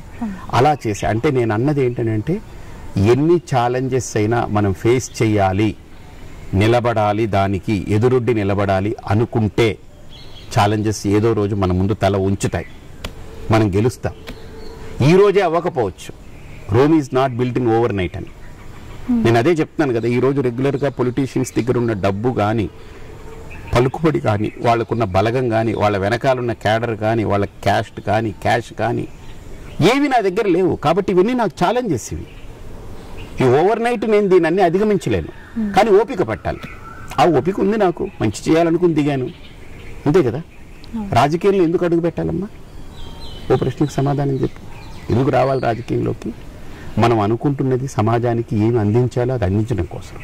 దానికి ఎందుకు ఇంత డబ్బులు పోయాలి, ఇన్ని కోట్లు ఎందుకు పోయాలి? దానికి సేవ అంటారు కదా, రాజకీయం సేవ చేయడానికి ఇన్ని కోట్లు. ఇప్పుడు ఆశ్రమానికి వచ్చేయండి, మేము సేవ చేస్తామండి అని వచ్చారనుకో, ఏం చేస్తారంటే మేము గడ్డేవి తీస్తామండి, కొంతమంది చేస్తున్నారు ఇక్కడ, గడ్డి తీసి మొక్కలకి నీళ్లు పోస్తామండి అని అంటారు. సరే అయితే మీరు ఎంత పెట్టుబడి పెడతారన్నాను అనుకో, మీరు ఒక 20 కోట్లు ఇస్తారా అన్నాను అనుకో, బాబు 20 కోట్లు ఇచ్చి గడ్డి పీకడానికి 20 కోట్లు ఏంటండి అని అంటారు, అంతే కదా. ఇంకొకళ్ళు వచ్చారనుకో, మేము 30 కోట్లు ఇస్తామండి అన్నారు అనుకో, అప్పుడు వాళ్ళిద్దరిలో నేను వాళ్ళకి ఇచ్చాననుకో, అది సేవ అవుతుందా? కాదు కదా, మ్యానిపులేషన్ అవుతుంది. వీళ్ళు కూడా ఇప్పుడు మ్యానిపులేషన్ చేస్తున్నారు. It is not election, it is a manipulation, kind of manipulation. So నేను ఆ జోలికి వెళ్ళను, స్పష్టంగానే ఉంటాను. కాబట్టి ఆధ్యాత్మికత అనేది రాజకీయంలో ఖచ్చితంగా నేను తీసుకొస్తాను. ఆధ్యాత్మిక శక్తిని రాజకీయానికి, ఒకప్పుడు రాజకీయంలో అంటే రాజనీతి అది ఆధ్యాత్మికతతోనే నడిచింది. కృష్ణుడు, రాముడు, చాణక్యుడు వీళ్ళందరూ ఒక ఆధ్యాత్మిక శక్తితోటి, శివాజీ, ఛత్రపతి శివాజీ వీళ్ళందరూ దాంతోనే నడిపారు. తర్వాత ఇదంతా పోయి బ్రిటిషర్లు వచ్చిన తర్వాత ఈరోజు ఇలా తయారైంది, తగలడింది. ఆధ్యాత్మిక శక్తితోటే రాజనీతి క్షేత్రం అనేది నడిచింది. మళ్ళీ దానికి బాటలు వేస్తానే తప్పకుండా, నా ఆలోచనే అది. కాకినాడలో అంత పెద్ద మహాశక్తి యాగం నిర్వహించారు, ఎంతోమంది లక్షల మంది మీ ఫాలోవర్స్ ఉన్నారు. ఎక్కడో ఉన్న హిందూపురాన్నే ఎందుకు ఎన్నుకున్నారు? అంటే నాకు కూడా రాజకీయ క్షేత్రంలో అడుగు పెట్టాలనుకున్నప్పుడు నాకు పలుకుబడి ఉంది, నాకు ఇక్కడ ఓట్లు పడిపోతాయి కాబట్టి నేను ఇక్కడ నిలబడిపోవాలని ఆలోచనతో దిగలేదు. నా పర్పస్ ఇక్కడ ఉందా లేదా, కాకినాడకి నా పర్పస్ ఉందా లేదా, బై అండ్ లార్జ్ రాష్ట్రంలో మార్పులు చేయాలి, చెందాలి, ఇవన్నీ ఈ పంచడం ముంచడం అనేది పక్కన పెట్టాలనుకుంటే అది వేరే విషయం. బట్ నేను ప్రారంభం ఎక్కడో చేయాలిగా. ఆ ప్రారంభం చేసే చోటు నా వల్ల దానికి బెనిఫిట్స్ ఏమి ఉంటాయి, నేను ఇందాక చెప్పాను కదా, నా వల్ల ఎంతమంది లబ్ధి పొందుతారని అది ఆలోచన చేస్తే చాలా ప్రదేశాలు నాకు తట్టాయి. ఒక 4-5 ప్రదేశాలు తెలంగాణలో ఇక్కడ అక్కడ. కానీ ఎందుకో హిందూపురం బాగా అట్రాక్ట్ అయ్యాను.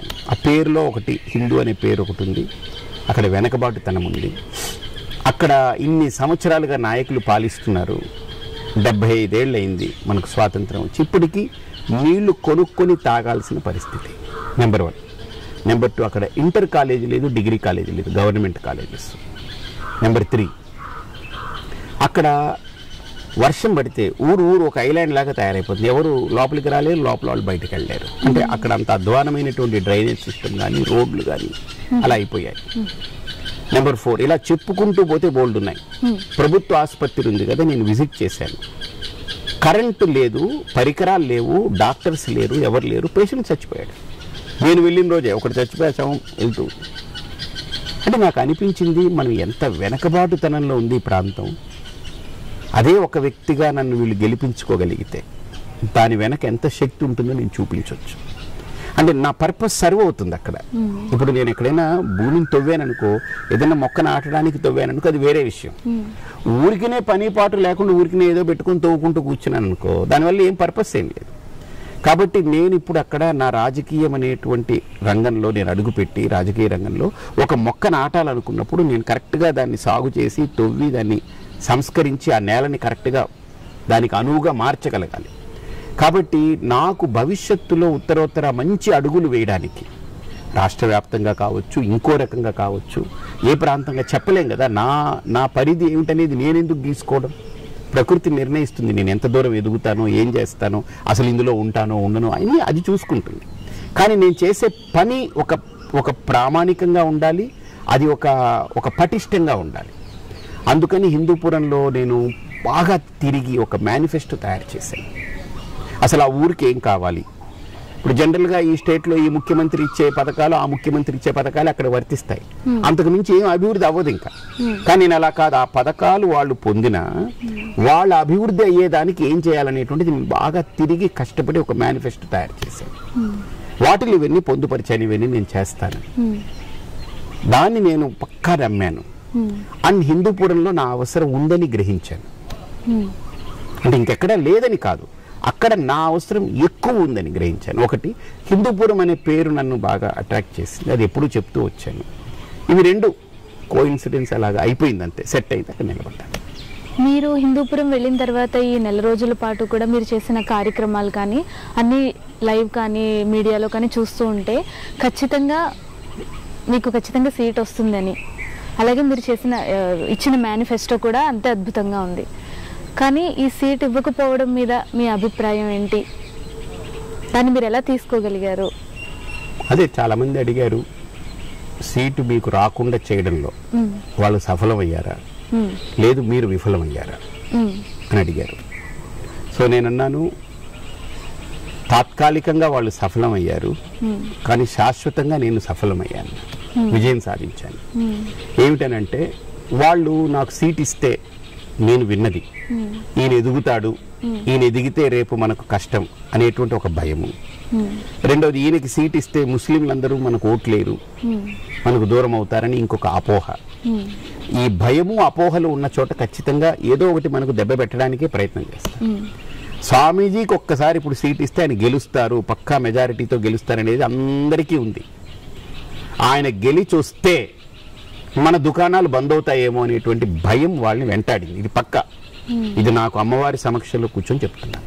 కేవలం దానికోసమే నన్ను ఎదగకూడదు, ఈయన ఎదిగితే ఈ వ్యవస్థల్ని మనం ఇంకొకటి వేళ్లతో బాగా పేరుకుపోయి పాతుకుపోయినటువంటి కోకటి వేళ్లతో బాగా విస్తరించినటువంటి మన వ్యవస్థలకి ఆయన రేపు కౌంటర్ అవ్వచ్చు, ఒక చెక్ అవ్వచ్చు అనే భయం ఒక్కటే వాళ్ళలో ఉంది. నెంబర్ 2, ముస్లిమ్స్ ఓట్లు వేయరనేటువంటి ఒక అపోహ, ఒక భ్రమ అలా కల్పించి వాళ్ళు సాటిస్ఫై అయ్యారు, వాళ్ళు సక్సెస్ అయ్యారు. కానీ ఎన్ని రోజులు సక్సెస్ అవుతారు? నాకు అది ఛాలెంజే, కానీ నేను గొప్ప ఛాలెంజర్ని. నేను ఛాలెంజెస్ని ఇన్వైట్ చేస్తాను. అలాగని నేను అంత తట్టపుట్ట సర్దుకొని రాలేదు. నేను చెప్పాను నా క్యారెక్టర్ అలా కాదు, ఒకసారి ఫిక్స్ అయితే ఫిక్స్ అయిపోతాను. నేనేం చేశానంటే, సరే పార్టీలు వాళ్ళ ఆలోచనలు, వాళ్ళ కుట్రలు, వాళ్ళ కుతంత్రాలు, వాళ్ళ వెన్నుపోట్లు, పెన్నుపోట్లు, కత్తిపోట్లు బోల్డ్ ఉంటాయి. అవి వాళ్ళ పార్టీలు విధానాలు. అవి అలానే వాళ్ళు ఎదిగారు, అందులోనే పెరిగారు, అందులోనే ఇదయ్యారు, అవే జరిగింది. సో నేను వాళ్ళు ఇవ్వలేదు నాకు సీట్ అనే కారణంతో నేను ఏ సంకల్పంతో వెళ్ళానో ఆ సంకల్పాన్ని నేను చంపుకొని తిరిగి రాకూడదు. నా సంకల్పానికి నేను ప్రాణం పొయ్యాలి. వాళ్ళు ప్రాణం తీయాలనుకున్నారు, నేను ప్రాణం పొయ్యాలనుకున్నా. ప్రాణం తీయాలనుకునేవాడు ఈ నేచర్లో గొప్పోడైతే మనం ఏం చేయలేము, ఆ సమాజాన్ని ఏం బాగు చేయలేము. ప్రాణం పొయ్యాలనుకునేవాడు గొప్పవాడైతే కాలం నిర్ణయిస్తుంది ఎవరు గొప్ప అనేది.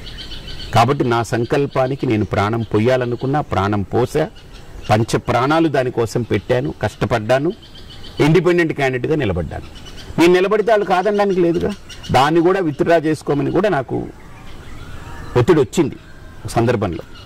ఎందుకంటే మీరు నిలబడితే చీలిపోతాయి, వాళ్ళు ఓడిపోతారు. నాకెందుకు, ఐ డోంట్ కేర్. నేను ఎవరినో ఓడగొట్టాలి, ఒకరిని ఓడగొట్టాలి, దీన్ని చీల్చాలని రాలేదు. నా సంకల్పానికి నేను ప్రాణం పోసి నిలబెట్టుకోవాలని వచ్చాను. మీకు ఇష్టమైతే యాక్సెప్ట్ చేయండి, లేకపోతే వదిలేయండి. మీరు సీట్ ఇవ్వలేకపోవడం వరకే మీ పాత్ర కదా, అయిపోయింది. ఇంకా ఇంకా ఇంకా నా పుస్తకంలో ఆ సీన్ అయిపోయింది. ఇంకా నా యొక్క లైఫ్ పుస్తకంలో ఆ సీన్ అయిపోయింది, ఆ పేజ్ అయిపోయింది. ఈ నెక్స్ట్ పేజ్ నాది. ఇప్పుడు నేను నిర్ణయించుకుంటున్నాను, నేను నిలబడ్డా.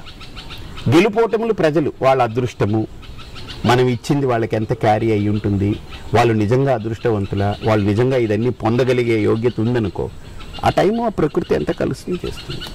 అలాగని ఇప్పుడు నేను అక్కడ గెలుపొందలేదు, నేనేం డిసప్పాయింట్ అవ్వదు. నాకు అస్సలు అపాయింట్మెంటే లేనప్పుడు ఇంకా డిసప్పాయింట్మెంట్తో నాకు పని. మీడియా కూడా అయితే ఆ పార్టీ లేదా ఈ పార్టీ 24 గంటలు వాళ్ళ గురించే టెలికాస్ట్ చేశారు తప్ప సోషల్ మీడియా అవ్వచ్చు, పేపర్ అవ్వచ్చు, ఛానల్స్ అవ్వచ్చు, మిమ్మల్ని ఎక్కువ చూపించలేదు.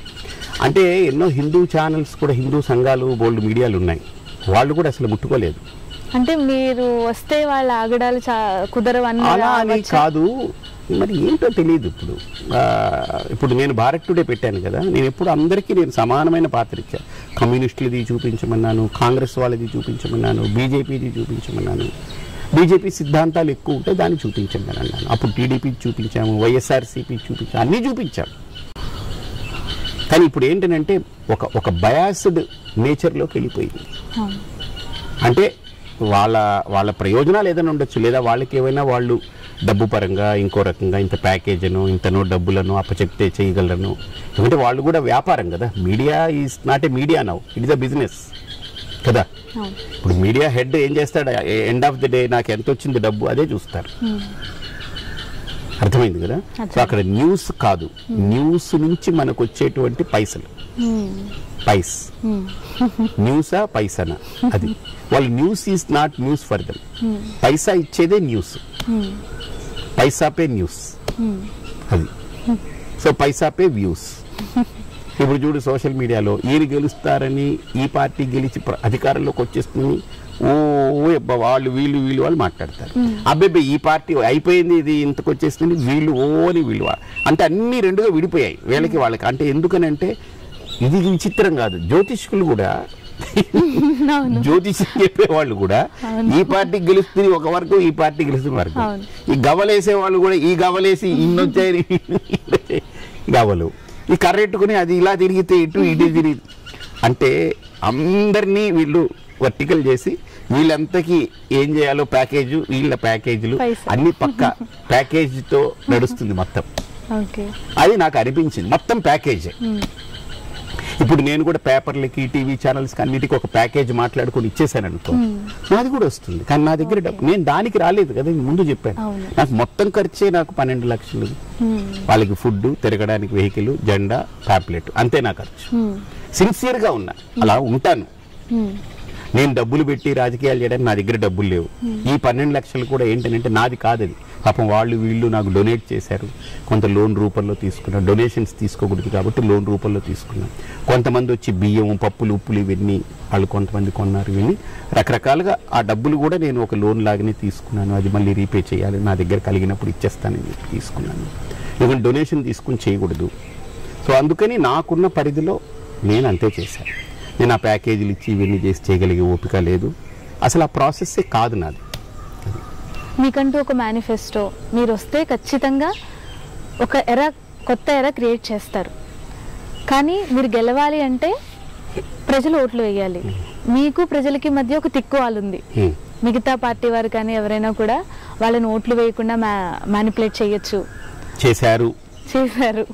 సో ఇలా వాళ్ళ మనసు మార్చి ఏదైనా మీకు వ్యతిరేకంగా రిజల్ట్స్ వస్తే, నువ్వు అన్నట్టు ఒక ఎరా క్రియేట్ అవుతుందన్నావు కదా, నాకు నిజంగా అదే నేచర్ని నేను బాగా అప్రిషియేట్ చేస్తాను. మొత్తం స్టేట్లో ఒక ఇండిపెండెంట్ క్యాండిడేట్గా నేను నిలబడితే నా గురించి చర్చ రోజు జరిగింది. సోషల్ మీడియాలో, పబ్లిక్ మీడియాలో జరిగింది. అంటే I don't call social media, public media. ఎందుకంటే సోషల్ మీడియా కూడా మళ్ళీ 2 కింద చీలిపోయి ఎవరి ప్లాట్ఫామ్లో వాళ్ళకి వెళ్ళిపోయింది. కానీ పబ్లిక్ మీడియా అంటే ఇంకా ప్రజలు వాళ్ళ చేతుల్లో ఫోన్లు ఉంటే నాది రాగానే నా తీసుకుని సర్క్యులేట్ చేయడం, ఫార్వర్డ్ చేయడం, దాన్ని వాళ్ళు కట్స్ కింద చేసి షార్ట్స్ పెట్టడం, రీల్స్ పెట్టుకోవడం, వాళ్ళ స్టేటస్లో పెట్టుకోవడం. అంటే పబ్లిక్లోకి వెళ్ళిపోయింది. నా పట్ల చర్చ పబ్లిక్లోకి వెళ్ళిపోయింది. There I'm successful. నాకు అదంతా బేరీజ్ వేస్తే మినిమం ఈరోజు అంత డబ్బు దానికి ఖర్చు పెట్టి నేను బయట తెచ్చుకోవాలనుకుంటే మినిమం 1 కోటి రూపాయలు, 1.5 కోటి నాకు ఖర్చు అయ్యేది. కానీ ఈ స్టేట్లో ప్రజలు కానీ ఇంకోళ్ళు కానీ నాకు ఆ ఖర్చు మిగిల్చారు కదా. అంటే నన్ను ఇష్టపడి నా భావజాలాన్నో, నా సిద్ధాంతాన్నో, నా అప్రోచ్నో దాన్ని ఇష్టపడి వాళ్ళు క్యారీ చేశారు. So there I'm successful. First success ఏంటి, నా సంకల్పానికి నేను ప్రాణం పోసి నిలబడ్డాను. రెండో సక్సెస్ ఏంటి, నా గురించి స్టేట్లో ఆ చర్చనీయాంశంగా మారింది. That is there I'm successful. Number 3, నా మేనిఫెస్టో ఏదైతే నేను ఒక విజన్ డాక్యుమెంట్ ఒకటి తయారు చేసుకుని కష్టపడి ఒక టీం వర్క్ చేసుకుని అక్కడ ఏమిటి వీళ్ళకి కావాలి, ఏమి ఇస్తే హిందూపురం ఒక మంచి లైమ్ లైట్లోకి వస్తుంది అని ఆలోచించి లేని వాళ్ళకి ఏం చేయాలి, ఉన్న వాళ్లకు మరింత వాళ్ళని ఎలాగ మనం దాన్ని స్ట్రెంగ్థెన్ చేయాలి, సో ఈ లేని వాళ్ళని ఉన్నవాళ్ళుగా మార్చడంలో, ట్రాన్స్ఫర్మేషన్ చేయడంలో ఏమేం చేయాలనే దాన్ని నేను ఒక రూట్ మ్యాప్ లాగా పెట్టుకుని మేనిఫెస్టో రిలీజ్ చేశాను. అక్కడ నేను సక్సెస్ అయ్యాను. ఏ ఎమ్మెల్యే ఈ 175 నియోజకవర్గాల్లో సొంతగా తన నియోజకవర్గానికి ఒక మేనిఫెస్టో రిలీజ్ చేశాడు నాకు చెప్పమనండి. నేను ఓపెన్గా రిలీజ్ చేశాను. అంటే ఒక ఇండిపెండెంట్ క్యాండిడేట్గా 2 ముఖ్యమంత్రులు, ముఖ్యమంత్రి కొడుకు, అలాగనే పవన్ కళ్యాణ్ గారు ఒక పెద్ద స్టార్ డమ్ము, అక్కడ జగన్మోహన్ రెడ్డి గారు ఆయన ఒక పెద్ద స్టార్ పొలిటీషియన్ ఒక రకంగా, అండ్ చంద్రబాబు నాయుడు 40 years ఆయనకున్న ఎక్స్పీరియన్స్తో ఆయనకున్న ఆయన ఒక పెద్ద పొలిటీషియన్, ఆయన కొడుకు లోకేష్ గారు ఆయన ఒక పెద్ద పొలిటీషియన్, బాలకృష్ణ గారు, ఇలా ఇంతమంది ఉన్న స్టేట్లో ఎవ్రీడే చర్చనీయాంశమైనటువంటిది నాది. స్వామి పరిపూర్ణానంద ఇలా అన్నారని షేర్ చేసుకుంటూ ఒక సర్కిల్స్లో బాగా గిర్ర తిరిగింది. మరి వాళ్ళ స్థాయికి ఈక్వల్గా నన్ను సర్క్యులేట్ చేయడంలో సక్సెస్ అయ్యామంటే నా వెనక ఒక నేచర్ వర్క్ చేస్తుంది. ఇప్పుడు నువ్వేమంటున్నావు, ఇవన్నీ దాటి ఇప్పుడు మీకు ఓటర్లకి మధ్యలో ఒక థిక్ వాల్ ఉంటుంది. ఈ జనాలు మీకు ఓట్లు వేయనిస్తారా వాళ్ళని? డెఫినెట్లీ మ్యానిపులేషన్ జరుగుతుంది, కానీ ఒక స్థాయి వరకే అవుతుంది. ఎవరైనా ఏదైనా చెప్పినా లోపలికి వెళ్ళి ఓటు నొక్కేటువంటి వాడి ఆలోచనలో ఏది ఉంటే అదే జరుగుతుంది అక్కడ. నాకు తెలిసి అగ్గిపెట్టి మీదనే వేశారు, చాలా వేళ్ళు వెళ్ళి అగ్గిపెట్టి మీద పడ్డాయని. ఎందుకంటే అక్కడ కూడా అలాంటి వెనకబడిన ప్రాంతంలో కూడా ఒక మార్పుని కోరుకునే అంత ప్రభావం నేను చూపించగలిగానంటే నా ఎంత ప్రయత్నం జరిగింది అక్కడ. ఇది without all the support system, party లేదు, క్యాష్ లేదు, క్యాడర్ లేదు, క్యాస్ట్ నేను ఎత్తుకోలేదు, తర్వాత నాకు సీట్ రానివ్వకుండా చేసిన వాళ్ళు, నాకు ఓట్లు పడనివ్వకుండా వాళ్ళు ప్రయత్నాలు చేశారు. మీడియా లేదు, సోషల్ మీడియా ప్లాట్ఫామ్ నాకేది పెద్దగా ఎక్కువ సపోర్ట్ చేయలేదు. ఒక 3-4 చేశారు. అందులో ఒకళ్ళు ఆ జర్నలిస్ట్ సాయి అని ఉన్నారు. ఆయన ఎప్పుడు నా ఇన్ఫర్మేషన్ తెచ్చుకుని ఆయన వేసేస్తూ ఉండేవాడు. ఆయన ఎప్పుడు never he expected anything from మీ. ఆయనకి ఒక ఆలోచన ఉంది. ఆయన ఆర్ఎస్ఎస్, విశ్వ హిందూ పరిషత్తు వీటన్నిటితో ఆయన కనెక్ట్ అయిన వ్యక్తి. ఆయన కూడా ఒక ధర్మమో ఇంకోటి ఆలోచిస్తుంటాడు. ఎప్పుడు ఆయన నా దగ్గర ఒక్క పైసా అడగలేదు. ఎప్పుడు అడిగినా మీరే ఇన్ని కష్టాలు పడుతున్నారండి, మీరు హ్యాపీగా చేయండి, నాకు అనిపించింది మంచిది అనిపించింది నేను వేస్తాను అని ఆయన వేసేవాడు. అతను తప్ప అడపదడప కొంతమంది ఎవరో ఒకళ్ళు ఇద్దరు అలా చేశారు తప్ప, చేయాల్సిన స్థాయిలో నిజంగా చేయగలిగి హిందుత్వము అజెండాగా, ధర్మం అజెండాగా ఉన్నటువంటి ప్లాట్ఫామ్స్ ఉన్నాయి, వాళ్ళు ఎవరూ ముందుకు రాలేదు. ఐ డోంట్ కేర్, అన్ని పెద్దగా నేను ఆలోచన చేయను. నా క్యారెక్టర్ అది. నాకు జరగలేదు జరిగిందని నేను ఎప్పుడు ఆలోచనలో పరిగణలోకి తీసుకున్నాను. అది జరిగింది ఏమిటో తీసుకుంటా ముందుకెళ్తా. నేనేం చేయాలో ఆలోచిస్తుంటా. That's it. మిమ్మల్ని ఫాలో అయ్యేవాళ్ళు పెద్ద వయసు వాళ్ళు, పిల్లల్ని కోల్పోయి ఉండి ఎంతో నిరాశ నిస్పృహలో ఉన్నవాళ్ళు మీ స్పీచెస్ ద్వారా వాళ్ళకు ఒక మనసుకు మంచి ఆహారం దొరుకుతుంది.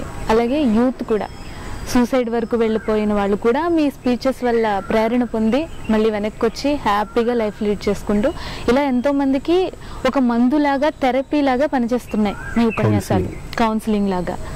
మరి ఇప్పుడు రాజకీయాల్లోకి వెళ్ళిన తర్వాత వీళ్ళందరినీ పస్తులుంచబోతున్నారా, లేదా వాళ్ళకి ఎప్పుడులాగే పరమాన్నం దొరకబోతుందా? నాకు ఆధ్యాత్మికత అనేది నా నరనరాన జీర్ణించుకుపోయినటువంటి తత్వం. ఓకే, ఆధ్యాత్మికంలో ఉన్నప్పుడే నేను ఒక గుడి గురించో, ఒక గోవు గురించో, లేదా ఒక ఆశ్రమం గురించో, ఒక మఠం గురించో, లేదా ఒక ధర్మం గురించో ఉద్యమం చేసే వ్యక్తి. నేను ఊరుకోను. అంటే నాలో ఆ ఎనర్జీ లెవెల్స్ అలా ఉంటాయి. అది తప్పని అనిపిస్తే కొంతమంది ఏమంటారు, దాని కర్మకు వదిలేద్దామని వదిలేస్తారు. కొంతమంది ఏంటంటే రూమ్లో కూర్చుని బాధపడుతూ అది ఇలా తప్పు చేసింది, ఇది ద్రోహం జరిగింది ధర్మానికని బాధపడుతూ దాని గురించి ఆలోచన చేస్తూ కాలక్షేపం చేసేవాళ్ళు కొంతమంది ఉంటారు. నేను అలాంటి క్యారెక్టర్ కాదు. నేను లోపల కూర్చుని మదన పడతాను, బయటకు వచ్చి నేను దాని మీద పోరాటం చేస్తాను. ఇది నా క్యారెక్టర్, బేసిక్ క్యారెక్టర్. కాబట్టి నా నేచర్కి ఆధ్యాత్మికత అనేది నా తత్వమైనప్పుడు, రాజకీయం అనే ఒక వేదికను నేను ఎంచుకొని నేను ఏదో చెయ్యాలనుకుని వచ్చినప్పుడు, రాజకీయంలో నేను చేస్తూ రాజకీయంలోనే ఆధ్యాత్మికతని నేను జొప్పించి దాంట్లోనే ఆధ్యాత్మిక సంస్కారం తీసుకురావాలనుకునే వ్యక్తిని, ఇక నేను 35 ఏళ్లుగా నా టీచింగ్స్ తోటో వాటితోటో ప్రభావితం చెందినటువంటి వ్యక్తులు, సపోజ్ ఎగ్జాంపుల్ 20 ఏళ్ల క్రితం ఒక యంగ్స్టర్ విన్నాడనుకో, ఒక 25 ఏళ్ల యంగ్స్టర్ విన్నాడనుకో, అప్పుడు పెళ్ళి అవ్వలేదు. తర్వాత వాడు పెళ్ళి అయ్యింది, ఇప్పుడు పిల్లలు పుట్టేసి వాడికి ఇప్పుడు 50 ఏళ్ళు అయి ఉంటుంది, అంతే కదా, ఓ మిడిల్ ఏజ్కి వచ్చేసాడు అతను. సో ఇలాగా 35 ఏళ్ల నా ప్రయాణంలో ఓ యంగ్స్టరు మిడిల్ ఏజ్కి వచ్చేసారు, మిడిల్ ఏజ్ సీనియర్ సిటిజన్ అయిపోయారు, సీనియర్ సిటిజన్లు కొంతమంది వెళ్ళిపోయారు కూడా. సో చిన్నపిల్లలు ఇప్పుడు యంగ్స్టర్స్గా వచ్చారు. నా ప్రవచనాలు ఖచ్చితంగా వాళ్ళకు ఒక అద్భుతమైన కౌన్సిలింగ్ అవుతాయి, ఒక మెడిసిన్. నేనేమి ఎవరిని తప్పుదారి పట్టించాను నా ప్రవచనంలో, అవి ఇవి చెప్పి ఇవి చేయాలి అవి అలా ఎక్కువ చెప్పను. నేను అసలు ఎక్కువ కాదు, అసలు ఉండవు. నాది ప్రాక్టికాలిటీ ఉంటుంది. నేను ఎక్కువ నేచర్కి కనెక్ట్ అయ్యే నేను ట్రావెల్ చేయమంటాను. ఆ జర్నీలో భాగంగా ఖచ్చితంగా రాజకీయానికి ఒక సమయం నా యొక్క జీవితంలో కేటాయిస్తే ఆధ్యాత్మికతకు కూడా ఒక ప్రధానమైనటువంటి సమయాన్ని నేను ఇస్తాను. దానికి ఇచ్చే ప్రాధాన్యత ఉంటుంది. ఎక్కడ అది నేను మిస్ అవ్వదలుచుకోలేదు. ఈ ఇంటర్వ్యూకి చివరి ప్రశ్న స్వామీజీ, ప్రతి ఒక్కరి లైఫ్లో వాళ్ళ లైఫ్ ఎండ్ కార్డ్ ఇలా ఉండాలి అని ఒక డిజైన్ వేసుకుంటారు. రిటైర్ అయిన తర్వాత లేదా గృహిణిలో అవ్వచ్చు, ఎవరైనా సరే ఒక క్లైమాక్స్ని ప్లాన్ చేసుకుని ఉంచుకుంటారు. అలాగే స్వామి పరిపూర్ణానంద వారి క్లైమాక్స్ ఎలా ఉండబోతుంది, మీరు ఎలా ఉండాలి అనుకుంటున్నారు? సో నాది నేను చెప్పాను కదా ఇందాక, నన్ను ఎవరో అడిగారు, మీరు రాజకీయాల్లో అడుగు పెట్టారు కదా, గెలిస్తే ఇంకిక్కడి నుంచి ఒక ఎరా మొదలవుతుంది, లేకపోతే అంటే ఇక్కడ రెండే ఉంది, గెలుస్తానా నిలుస్తానా, ఇదే ప్రశ్న. అంతే, ఇదే నేను సమాధానం. గెలుస్తాను అంటే ఎలాగో నిలుస్తాను, తర్వాత గెలవలేకపోయినా కూడా నేను నిలుస్తాను. ఎందుకంటే ఒక సంకల్పంతో అడుగు పెట్టిన తర్వాత నేనుగా దాన్ని ఆపను. వేరే వేరే కారణాంతరాల వల్ల అది ఆగిపోతే వేరు, కానీ నేను ఆపను. దానికోసం యుద్ధం చేస్తాను, పోరాడతాను. చివరి శ్వాస వరకు నేను దానికోసం యుద్ధం చేస్తాను. అది నా నేచర్. అది కాబట్టి నేను రాజకీయంగా అడుగు పెట్టాను కాబట్టి నాకున్న పరిజ్ఞానం, ఒక జ్యోతిష్యమే కావచ్చు, ఒక హస్త సాముద్రికమే కావచ్చు, ఆ విధానంలో చూసిన లేదు నా సంకల్పము, నా ఆలోచన దాన్ని దృష్టిలో పెట్టుకున్నా, ఇవన్నిటిని దృష్టిలో పెట్టుకుని నేను ఒక బ్లూ ప్రింట్ ఒకటి తయారు చేసుకున్నాను. ఇప్పుడు నాకు 52 ఏళ్ళు, నేను 72 ఏళ్ళు బతుకుతా. ఇంకా తర్వాత బతకాలని నాకైతే లేదు. ఎందుకంటే 72 అనేది చాలా మంచి వయస్సు. నేనేమనుకున్నాను, నేను 1972లో పుట్టాను, 72 ఏళ్ళు బతుకుతాను. సో అంటే 2044 అంతే కదా. 1972 ప్లస్ ఒక 72 ఏళ్ళు అంటే ఎంత, 2044 అవుతుంది. సో నా లెక్క ప్రకారం నేను ఆలోచించేది ఇక ఉండబోయేటువంటి 20 ఏళ్ళు ఏదైతే ఉందో నా ముందు, 20 ఏళ్ళు నేను ఏదో కాంట్రిబ్యూట్ చేయాలి, చాలా పెద్దది కాంట్రిబ్యూట్ చేయాలి. అండ్ అలాగనే నన్ను నమ్ముకుని, మా స్వామీజీ అని నమ్ముకుని, పాపం ఏదో చాలని జీతంతోటో లేకపోతే ఇంకో రకంగానో నాకు డెడికేట్ అయి ఉన్నవాళ్ళు ఒక 100-150 మంది ఉన్నారు. వాళ్ళ జీవితాలు నేను స్థిరపరచాలి. ఎందుకంటే నన్ను నమ్మేసి ఉన్నారు వాళ్ళు. మంచో చెడో ఇక పాపం ఆయన మనకు గురువు. ఇప్పుడు నేను చెబితే వాళ్ళు ఇల్లు వదిలేసి వచ్చేస్తారు, కానీ వాళ్ళ ఇల్లు గడుస్తుంది. అదేదో నాకు చేతనైంది, నేను హెల్ప్ చేస్తున్నాను అంతవరకే. కానీ వాళ్ళ లైఫ్ని సెటిల్ చేయలేదు నేను. నా మీద ఆ బాధ్యత ఉంది. ఆ 150 మంది ఉన్నారు నాకు. ఎప్పటి నుంచి ఒక 20 ఏళ్ళు 25 ఏళ్ళుగా నాతో ప్రయాణం చేస్తున్న వాళ్ళు. వాళ్ళ ఫ్యామిలీలు, పిల్లలు పాపం ఉంటాయి కదా వాళ్ళకి. ఖచ్చితంగా నేను ఆ 150 కుటుంబాలకైతే నేను వాళ్ళ లైఫ్ని సెటిల్ చేయాలి. అది నా బాధ్యత. వాళ్ళు ఏ కులమో నేను అడగలేదు, ఏ ప్రాంతమో అడగలేదు. నాకు అలా ఉన్నారు. తెలంగాణలో ఉన్నారు, ఆంధ్రాలో ఉన్నారు, తమిళనాడులో ఉన్నారు. అలా నాకంటూ అలా వాళ్ళు ఏమైనా చేసేయగలిగే వ్యక్తులు, కానీ మంచి వ్యక్తులు. వాళ్ళు ఎవరు కూడా వేరే వేరే మార్గంలో ఉన్న వ్యక్తులు కారు. అది నేను చెయ్యాలి. అది నా లోపల ఇంటెన్షన్. రెండోది, నాకు రాజకీయ క్షేత్రంలో వెళ్ళి చాలా పెద్ద అచీవ్మెంట్ ఉంది, నేను చేయాల్సింది. అది నేను చేయగలగాలి. ఇవి రెండు నేను చేయడం అనేది నా టార్గెట్. ఇది కాకుండా ఆధ్యాత్మికతకు కృష్ణుడు ఎలాగైతే ఒక ఒరవడి సృష్టించాడో భగవద్గీత, అలాగే వాల్మీకి మహర్షి ఒక తపస్సు ద్వారా రామాయణం ఎలాగైతే ఒక మానవ సమాజానికి అందించారో, అలా నేను కూడా హిందూ సమాజానికి ఒక అద్భుతమైనటువంటిది ఒకటి అందించే వెళ్తాను. ఆధ్యాత్మిక మార్గంలో అందిస్తాను. అది ఆధ్యాత్మికతకే కాదు, అది బిజినెస్ పీపుల్కి, ఎనీ ఫీల్డ్ ఆఫ్ పర్సనాలిటీ. అంటే ఒక మనిషికి పనికొచ్చేది, మనిషిగా ఈ భూమి మీద పుట్టిన వాడికి అద్భుతంగా పనికొచ్చేది. మతాలు గితాలు ఇవన్నిటికీ సంబంధం లేకుండా ఒక మనిషి మానవత్వం నుంచి దైవత్వం దిశగా ప్రయాణం చేయడానికి ఏ అంశాలు, ఏ అడుగులు వేస్తూ వెళ్ళాలో అదన్నిటినీ స్పష్టంగా, క్లియర్గా, తేట తెల్లంగా ఆ మార్గాన్ని అందించి వెళతాను. ఈ మూడు నా ముందున్న టార్గెట్స్. ఒకటి ఆధ్యాత్మికంగా ఆ ఒకటి అందించడం, ఆ 150 కుటుంబాలు నా కోసరం ఏ ఆలోచన లేకుండా నా కోసం నిలబడ్డ వాళ్ళకి నేను ఏర్పాటు చేయడం, వాళ్ళందరినీ స్థిరపరచడం. తర్వాత మూడోది, ఒక రాజకీయ క్షేత్రంలో నేను చేయాలనుకున్న ఒక పెద్ద కార్యాన్ని నేను నిర్వహించడం. ఇది 3. ఇది నా చేతి నేచర్ చేయించుకుంటుంది, నాకు నమ్మకం ఉంది, చేస్తాను. అది చేసి అప్పచెప్పేసి దండం పెట్టి వెళ్ళిపోవడం. చాలా సంతోషం స్వామీజీ, మీ విలువైన సమయాన్ని మా కోసం కేటాయించి హిందూపురంలోనే కాదు ప్రపంచవ్యాప్తంగా ఉన్న మీ ఫాలోవర్స్ అందరికీ కూడా స్వామి పరిపూర్ణానంద స్వామి ఎప్పుడూ మా స్వామి పరిపూర్ణానంద స్వామినే అని మరొకసారి మాకు ఆ ధైర్యాన్ని ఇచ్చినందుకు మీకు ధన్యవాదాలు తెలియజేస్తున్నాము స్వామీజీ. చూశారు కదండి, ధర్మో రక్షతి రక్షితః అన్నట్లుగానే స్వామివారి 3 ఆశయాలు కూడా నెరవేరి వారు చెప్పినట్లే వారి వల్ల మనమందరం కూడా సంతోషంతో, శాంతిగా, తృప్తిగా జీవనం సాగించే దిశగా ప్రయాణం సాగాలి అని అమ్మవారిని ప్రార్థిస్తూ శుభం భూయాత్.